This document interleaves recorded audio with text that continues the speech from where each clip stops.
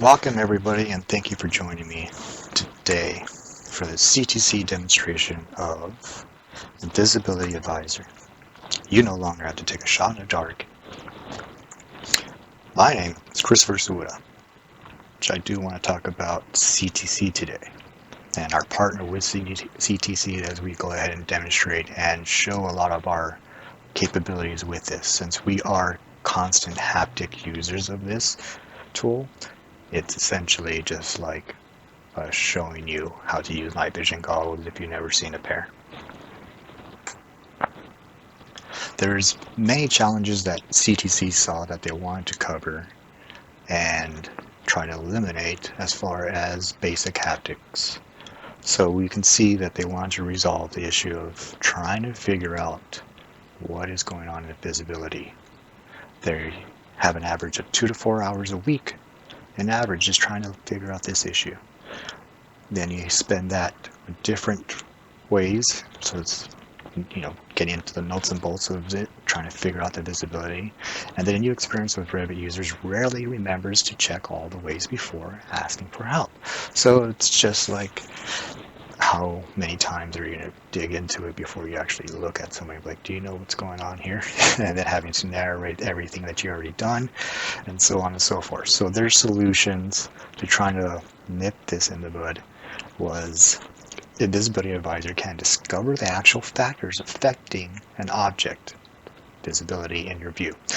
Advice is offered to assist with understanding why the objects were not visible. And in many cases, an instant fix option is available to resolve the visibility issue, which is what we always hope for, the instant fix button. Don't we wish that was in everything?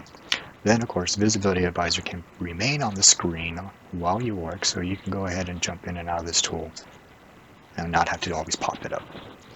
Boom, boom. So, quick solutions, what they wanted to do, and they saw that people hate going back and forth. Like, I have multiple screens. I have 3 screens. I had 4, but it was just too much rotation of the neck to try to keep up with that. So I have 3 screens, and I like to make sure I have all my information set out so I can quickly look at it. And that's what CTC understands, is the haptics of the actual user. They want to make you efficient. They want to make you the beast that you can be behind that computer. So a quick template of AEC, or not the AEC, the Invisibility Advisor. We'll go ahead and look at the top part where it shows Invisibility Element. That is going to be the element that you're trying to find. So you'll select it on a view that you do see it on, and then we'll go ahead and navigate down to the target view. Target view shows you, or will be where you want to pop that item up on. So if you have the item that you want to see in Charlie sheet, you want it to pop up on sheet alpha, and you can't for some reason, then we got to make sure target view is sheet alpha, and then we can activate that view, and then we select the element, go ahead and find the element, and then it will give us the different options and why it's not popping up, and then we could try to fix it from there, or it'll give us the instant fix button, hopefully, right? So I really don't want to go over the information of that too much. I do want to show you the actual functions of what it can do. So let me go ahead and open up, boom, boom, Revit. I do have my background black, just a little bit easier for me because I have natural lighting in my house, so I try to keep a contrast of the big bright screens in my house, or the big bright screens lit up in my office. So if this is affecting you, I do apologize. I can go ahead and change this out real quick. And if you don't know how to do this, well, we can show you real quick. And I'll just soft gray. Is that fine with everybody? Let's do soft gray. So now, let's see what we can do. So I'm in code plan, and I want to make my egress path, but a lot of my furniture is not showing up. And I can't have my employees, tenants, or students that are occupying that room doing parkour across different types of furniture so they can get out of the the room that they need to in case of an emergency. So let's go ahead and populate our furniture into this view. So finish floor plans, yes. Thank you for being open. That one will most likely have what we're looking for, right? So let's just make sure that we're in the same view. Oh yeah, same room, highlighted.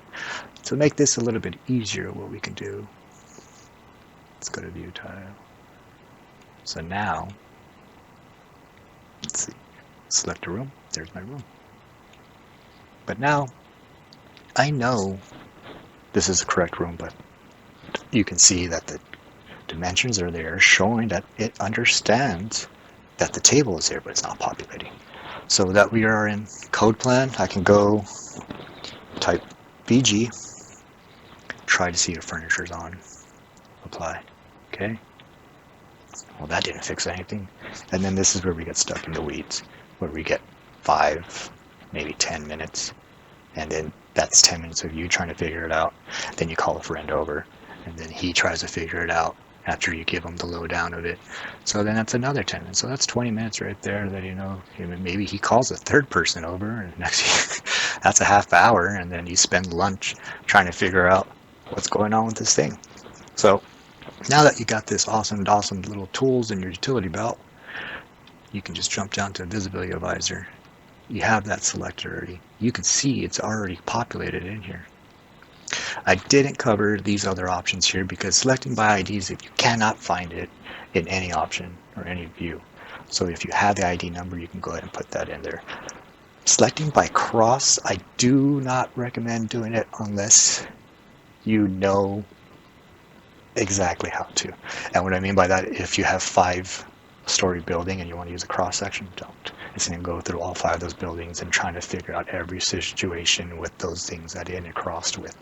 So if you have pipings, furnitures, and, you know, structural tags in there, it will cause some chaos and it will slow down your computer, and you'll probably be isolated from your computer for like a good 30 to 40 minutes or maybe even longer while it's trying to figure out what's going on with all those 5 stories. So just try to stay away from that and stick to just selected elements when you can. So you can see I want to make it into my code plan, but it thinks that my finished floor plan is the active plan. So here, after I finish selecting it, I can just real quick click over here, and it shows me that the dimensions are there, showing that it's acknowledging it. It just changed it to being the code plan is now active view. So from there I can go ahead and find my element, and here gave us a couple of options. Alright, well, my couple of options here, or a few options here, we have some information that we can read and see what's going on. Line work can be an excellent tool to override the graphic, okay. And this one down here is going to be mostly in every situation that you see. If you have an issue, this guy would always probably be down here. Linked model can have their own visibility graphic settings and so on and so forth. So the one that we really want to look at are the primary 2 ones, and it organizes that drop down to make sure that you are directed towards the primary ones that you should go ahead and look at first. So we can either hit the instant fix button or the show button. This one will take us to our line weights and do all kinds of cool stuff that we can navigate and really get into, or we can just boom boom, and there it is. Hey there, thanks for tuning in. If you like this video, make sure to subscribe and check out some of the other content on our channel.